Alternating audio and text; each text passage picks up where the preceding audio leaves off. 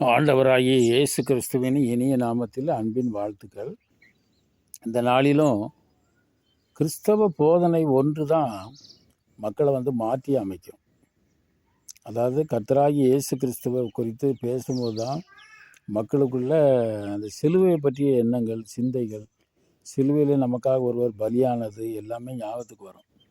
அதுக்காகத்தான் சிலுவை குறித்த உபதேசம்னு சொல்லப்பட்டது. அப்போ மனிதனுக்கு நிறைய காரியங்கள் புரியாது. அதாவது அனிமலுக்கு 5 அறிவு, மனுஷனுக்கு 6 அறிவு. தேவனை அறிகிற அறிவு தான் 7வது அறிவு, பரிபூர்ணமான அறிவு. ஆனால் தேவனை அறிகிற அறிவு இல்லாதனால மனுஷர்கள் என்ன பண்ணுறாங்க அப்படின்னா, அவங்க அவங்களுக்கு அறிந்த லெவலில் வாழ்ந்துட்டுருக்காங்க. இன்றைக்கும் ஒரு கூட்டம் மக்கள் உடை அணியாமல் காட்டுக்குள்ளேயும் இதுக்குள்ளேயும் ட்ரைப்ஸ்னு ஒரு கூட்டம் இருக்காங்க. அது பிறகு கல்வி இல்லாமல் எத்தனையோ இடங்கள் இருக்குது. சரியான உணவு இல்லாமல் இருக்காங்க மக்கள். அப்படி இருக்கிற காலகட்டத்தில் மூட பழக்க வழக்கங்கள் வேறு இருக்குது. இதனால் மக்களுக்குள்ள அரசியல், மதம், சினிமா போன்ற காரியங்கள் மக்களை வேறு பாதையில் நடத்துது. அப்போ சரியான ஒரு போதனையை கொடுத்து அவங்கள நல்வழிப்படுத்தணும்னு சொன்னால், இந்த இயேசு கிறிஸ்துவ பற்றி உள்ள காரியங்களை போய் சொல்லப்போனால் மதம் பரப்புறீங்களான்னு கேட்குறாங்க. மதம் என்றால் திமிரு என்று அர்த்தம். இவன் மதம் பிடிச்ச அலைதான். இந்த யானைக்கு மதம் பிடிக்கும்.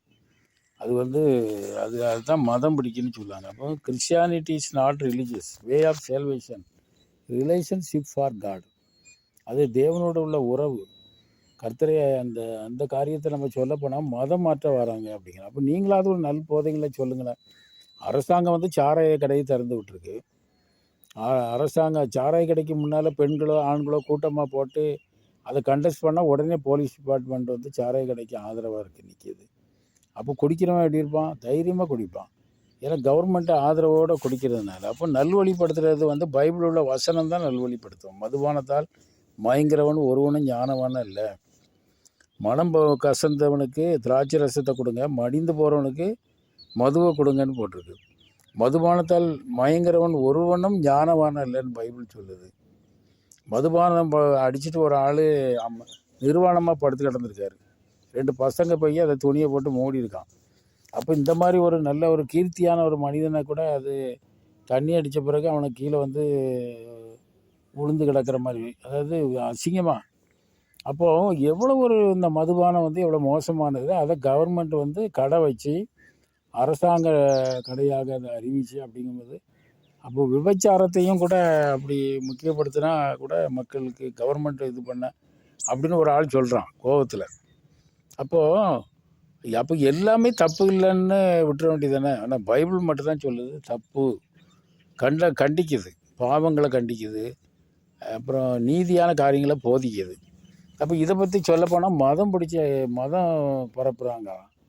நல்லது தானையாக சொல்கிறாங்க.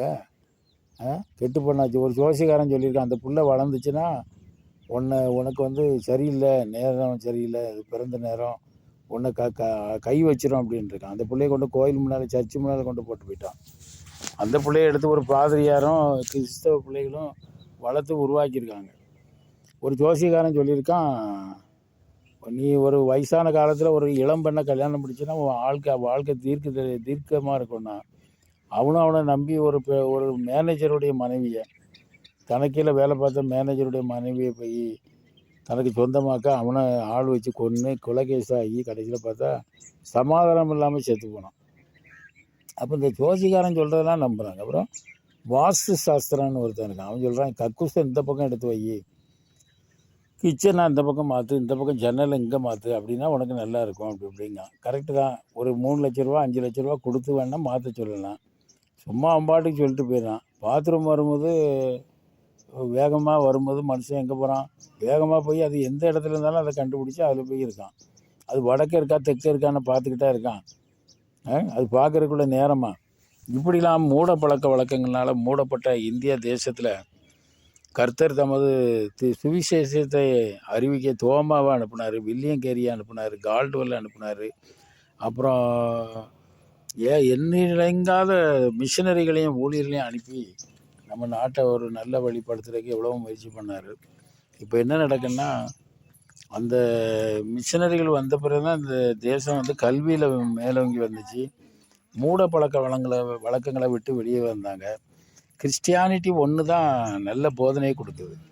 ஒரு பாடலில் கூட சொல்கிறாங்க, தீயவரும் திருடவரும் கொடியவரும் கொலைஞரும் இயேசுவில் மாற்றம் பெற்றார், மாறிய மனதுடன் மங்கள வாழ்வுக்கு அழைக்கிறார் ஓடியவா. பொங்கி வரும் அருள் மனிதரை மாற்றிடுது. ஏவிஎம் ராஜனை மாற்றிட்டு இந்த பொங்கி வரும் அருள். அது பிறகு புஷ்பலதாவை மாற்றிச்சா, மகாலட்சுமியை மாற்றிருக்கு. அவங்களாம் ஏசப்பா பிள்ளையாக மாறிட்டாங்க. ஹிந்தி டைரக்டர் மனோஜ்குமாரை மாற்றிருக்கு. அநேகர் மாறி இருக்காங்க. இதுக்கு காரணம் என்ன தெரியுமா? அப்போ நீங்கள் இந்த கிறிஸ்தவ போதனையே சொல்ல வேண்டாம், யாருக்கும் எடுத்து உரைக்க வேண்டாம். அப்படின்னா அப்போ மதுவை இஷ்டத்தை குடிச்சிக்கிட்டு, கஞ்சா வேறு நிறைய புழங்குது, அதையும் குடிச்சிக்கிட்டு அப்படியே அலைஞ்சி இப்போ குடும்பத்துக்கு சாபமாகவும் இப்போ சமுதாயத்துக்கு தீமையாகவும் மாறணுமா? அப்போ ஏன் இந்த பைபிள் கொள்கைகளை வந்து பேச விட மாட்டேங்கிங்க? உடனே வந்து தடுக்கிறீங்க. அது தானும் கெட்டு போகிறதும் மற்றவங்களையும் நல்லா இருக்க விட்டுறதில்ல. அதனால் இந்த இதுலேருந்து மாறுங்க. இந்திய தேசத்துக்கு சுவிசேஷம் ரொம்ப முக்கியம். ஆண்டவருடைய இயேசு கிறிஸ்துடைய வார்த்தைகள் முக்கியம். அது பிறகு அண்ணாமலை கூட சொல்கிறார்ல, நான் வந்து இயேசு கிறிஸ்தா இல்லை, ஒருத்தன் என்ன அடித்தான்னா 800 கன்னத்தை காட்டுறக்கு நானும் இப்போ ஒரே அடியில் அவன் கன்னத்தில் அடித்து நொறுக்கிடுவாங்க. அப்போ அவர் இயேசு கிறிஸ்தா இல்லைங்க. அப்போ இயேசு கிறிஸ்து போதனை தானே அதை சொல்லிக் கொடுக்கு. ஒரு கன்னத்தை காட்டினா மறு கன்னத்தை காட்டுன்னு அவர் சொல்லியிருக்காரு. அப்போ என்ன அந்த சண்டை வந்து தொடராது. ஒரு அடி அடிச்சிருப்பான், அப்புறம் இந்த கன்னத்தை காட்டினா அவன் வெக்கப்பட்டு போயிடுவான். அதுக்கு தான் அவர் சொல்லியிருக்காரு. நீ அடினா இவன் கட்டையை தூக்குவான், அவன் துப்பாக்கி எடுப்பான், இவன் கம்பு எடுப்பான், அவன் கல் எடுப்பான், மாற்றி மாற்றி அடித்து மண்டையை உடைச்சி முட்டாத்தனமாக செத்து போகிறதுக்குள்ள வழியை தான் போதிக்குது. அப்போ இயேசு கிறிஸ்துடைய போதனை தான் நல்லா இருக்குது. சமாதானம் பண்ணுகிறவர்கள் பாக்கியவான்கள், அவர்கள் தேவனுடைய புத்திரர்கள் எனப்படுவார்கள். அப்புறம் தீமையை வெறுக்கணும், பண ஆசையை வெறுக்கணும், நிறைய காரியங்களை சொல்லிக் கொடுக்காரு. இன்றைக்கி பண ஆசை எப்படி இருக்குது?